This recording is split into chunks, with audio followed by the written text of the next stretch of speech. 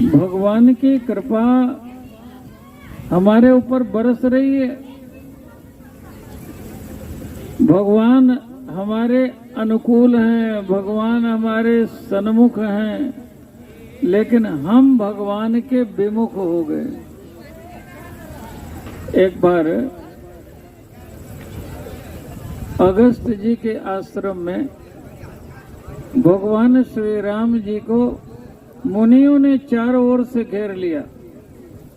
भगवान मुनियों के समूह में बैठे हुए। अच्छा, आप बीच में बैठे हैं, आपके चारों ओर लोग बैठेंगे तो पीठ तो किसी की ओर होगी कि नहीं होगी? होगी ना।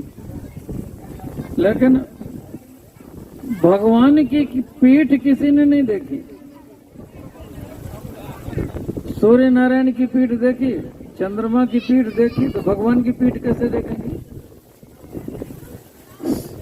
भगवान सन्मुख होते हैं, भगवान विमुख नहीं होते। विमुख होना माने पीठ कर देना। जिसको आप नहीं देखना चाहते उधर पीठ कर लेते हैं। तो मुनियों ने सोचा कि किसी की ओर तो पीठ होगी इनकी। तो यद्यपि राम जी ने अपनी भगवत्ता कहीं नहीं दिखाई, आदर्श मानव जीवन जिया, मानवीय मूल्यों की स्थापना की, मानव को मानव बन करके कैसे जीना चाहिए ये भगवान ने सिखाया।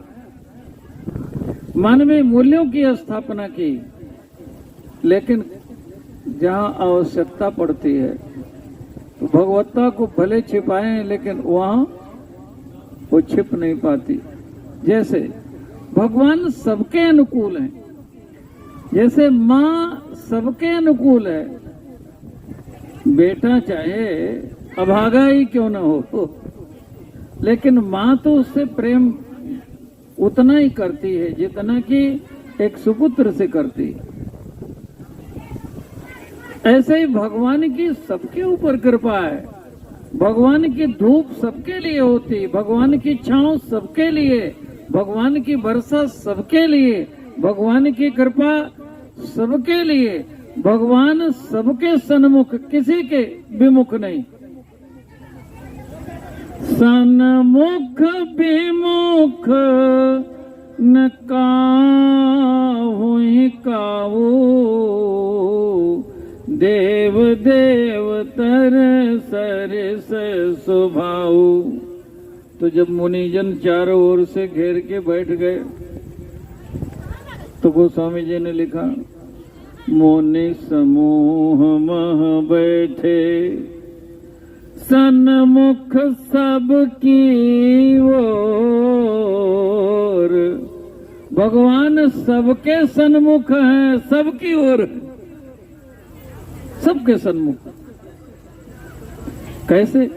शरद इंदु तन चितवत, मानहु ने कर चकोर।